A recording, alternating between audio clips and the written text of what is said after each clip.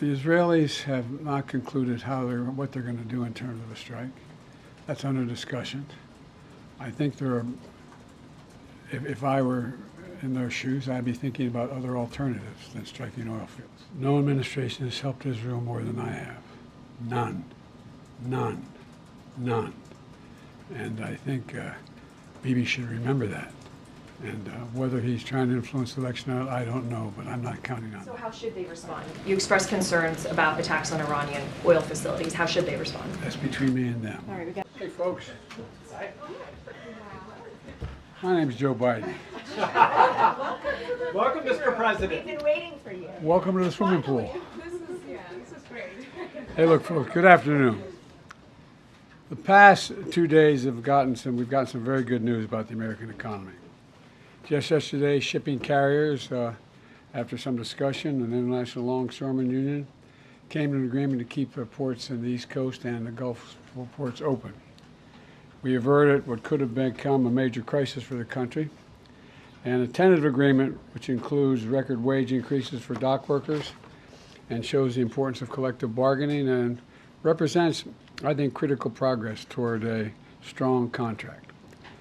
I especially want to thank the carriers, the port operators, and the Longshoremen's Union for reaching this agreement at a time when the nation has experienced such terrible devastation from Hurricane Helene. It was truly a service to the American people for all these parties to come together to respond to our request to keep the ports open. I was determined to avert a crisis at this moment because it's a critical moment. If we didn't do this now, we'd have a real problem. I also want to thank my White House team for the work. They worked around the clock to bring the parties together. But today, we got more incredible news. Although the strength of the American economy it's about the strength of the American economy.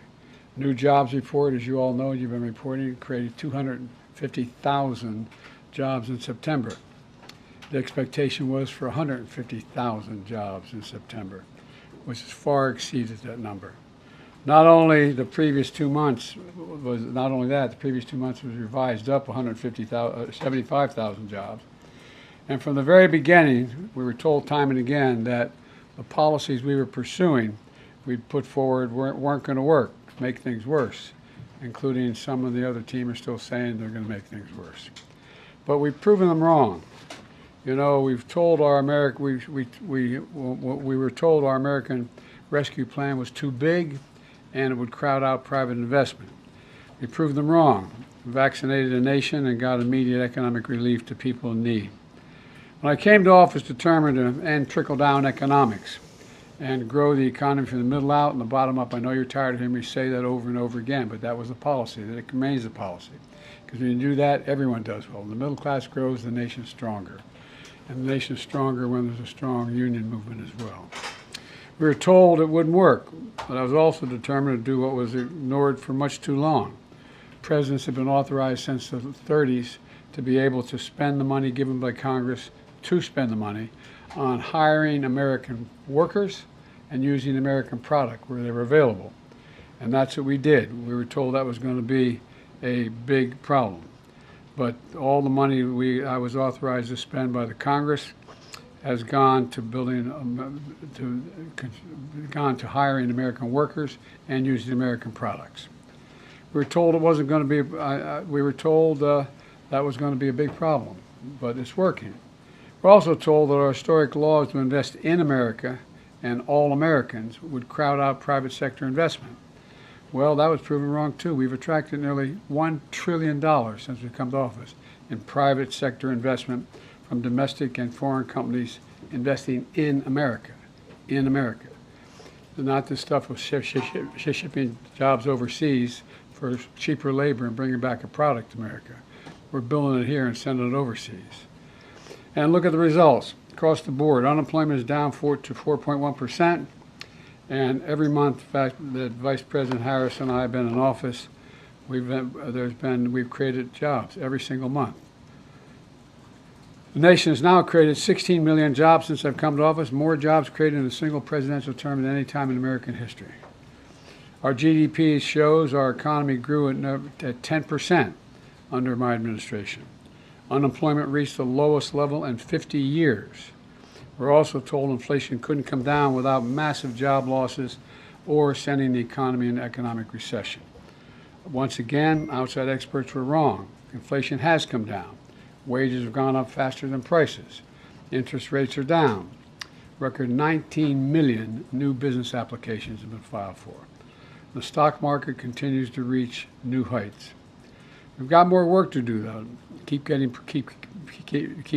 prices down, like more affordable housing, extending what I've done for seniors and lowering prescription drug costs by letting Medicare negotiate the prices, make sure that's available to everyone. And by the way, what we've done so far, just when we've brought down the prices for seniors under Medicare, it's saved the taxpayers billions of dollars. Billions of dollars. Saved the taxpayers billions of dollars. That's important to note, because they don't have to pay the exorbitant and irrational prices that these companies are charging. The simple fact is we've gone from economy in crisis to literally having the strongest economy in the world. And but we've got more work to do. We've got more work to do to deal with the things I've just mentioned, and we're going to have to deal with unforeseen cost of what this hurricane is going to cost. It's going to cost a lot of money. And I'm going to probably have to ask the Congress before we leave for more money to deal with some of those problems. But that remains to be seen. I'll take a few questions before I turn it over to you. Pick out people. Okay. Yes, sir. Yes, sir. Go ahead, Josh. Thanks again for doing this, Mr. President. 2 questions. The first, Florida Senator Marco Rubio described today's jobs report as having fake numbers. What do you make of that, and how worried are you that many Americans are hearing that the jobs numbers aren't real? Look, I'm going to be very careful here. If you notice, anything the MAGA Republicans don't like, they call fake. Anything. The job numbers are what the job numbers are. They're real. They're sincere. They're what we are. And by the way, just look at how the EU talks about us, how they like to have an economy like ours. Just talk about the rest of the world looks at us and what we're doing. So I don't want to get going. And then secondly, could you clarify some of your comments yesterday with regard to strikes on Iranian oil facilities? What did you mean by them, given some of the reactions we're seeing in the market? Well, look, the Israelis have not concluded what they're going to do in terms of a strike. That's under discussion. I think if I were in their shoes, I'd be thinking about other alternatives than striking oil fields. Good, Alicia. Thank you, Kareem. Thank you so much, Mr. President, for being here. This week, Senator Chris Murphy said it's certainly a possibility that the Israeli government is not going to sign any diplomatic agreement prior to the election, which is what you have been calling for so long, potentially to try to influence the result. Do you agree? Do you have any worries that Netanyahu may be trying to influence the election and that's why he has not agreed to a diplomatic solution? No administration has helped Israel more than I have. None. None. None. And I think Bibi should remember that. And whether he's trying to influence the election or not, I don't know, but I'm not counting on that. You've said many times recently that you want to speak to him, that you plan No, to. I didn't say plan to. I didn't say want to. You don't want to? No, I didn't say that. You're making it sound like I'm seeking and speaking. I'm assuming when they make the decision of how they're going to respond, we will then have a discussion. Thank you. Thank you, Mr. President, for being here. What are you advising the Israelis to do in terms of their retaliation to Iran? And at this point, you still haven't spoken to Netanyahu. Is it fair to say that you have little personal influence over what he decides to do? No. Look, our teams are in contact 12 hours a day. They're constantly in contact. I've already had my presidential daily brief. We've already had interface between our military, the diplomats. It's in constant contact. They are trying to figure out, this is high holidays as well. They're not going to make a decision immediately. And so we're going to wait to see when they want to talk. But over the past few months, they've consistently defied your administration's own advice. So do you believe that the Israelis are going to listen to the advice you're giving them? What I know is the plan that I put together received the support of the UN Security Council, the vast majority of our allies around the world, as a way to bring this to an end. Look, the Israelis have every right to respond to the vicious attacks on them, not just from the Iranians, but from everyone from Hezbollah to Houthis to anyway. And but the fact is that they have to be very much more careful about dealing with civilian casualties. So how should they respond? You expressed concerns about attacks on Iranian oil facilities. How should they respond? That's between me and them. All right, we got to move on. Go ahead, Tam. The election is a month away. One, I'd like to know how you're feeling about how this election is going. And then also, do you have confidence that it will be a free and fair election and that it will be peaceful? Two separate questions. Very much. I'm confident it'll be free and fair. I don't know whether it'll be peaceful. The things that Trump has said and the things that he said last time out when he didn't like the outcome of the election were very dangerous. If you notice, I noticed that the vice presidential Republican candidate did not say he'd accept the outcome of the election. They haven't even accepted the outcome of the last election. So I'm concerned about what they're going to do. Are you making any preparations, getting security briefings related to domestic security? I always get those All briefings. right, we got to move on. Go ahead, Keila, and then we have to do a couple more. Hi, Mr. President. When are you considering imposing sanctions on Iran, and would you include oil in those sanctions? That's under consideration right now, the whole thing. I'm not going to discuss that out loud. And just on your comments yesterday on the port strike, you said, by the grace of God, it's going to hold. Is there any reason you think that this Well, there's more to temporary do. suspension? A month from now, there's more to do in terms of everything from the whole notion of mechanization of the ports and the like. There's more to resolve. Go ahead, Daniel. Thank you, Mr. President. Last night you said that there's still a lot to do to avoid an all-out war in the Middle East.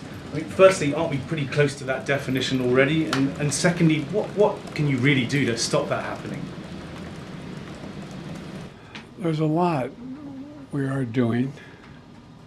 The main thing we can do is try to rally the rest of the world and our allies into participating, like the French are in Lebanon and other places, to tamp this down. And but when you have proxies as irrational as Hezbollah and the Houthis, and it's a hard thing to determine. Go to Toulouse. I gotta go, Q. I know. He's telling me I gotta go. I said I'd take a couple questions. All right, you're the last. I think she's increasing her credibility with it. You have to take some more. Toulouse, you're going to be the last one. Thank you, Mr. President. Thank you for spending some time here with us. There have obviously been a number of crises that the country has been facing over the past several days with the hurricane, with the port strike, with the situation in the Middle East. Can you talk about how your vice president, who is running for the presidency, has worked on these crises and what role she has played over the past several days? Well, I'm in constant contact with her. She's aware we're singing from the same song sheet. She helped pass all the laws that are being employed now. She was a major player in everything we've done, including passage of legislation which we were told we could never pass. And so she's been, and her staff is interlocked with mine in terms of all the things we're doing. Thank you, sir. Totally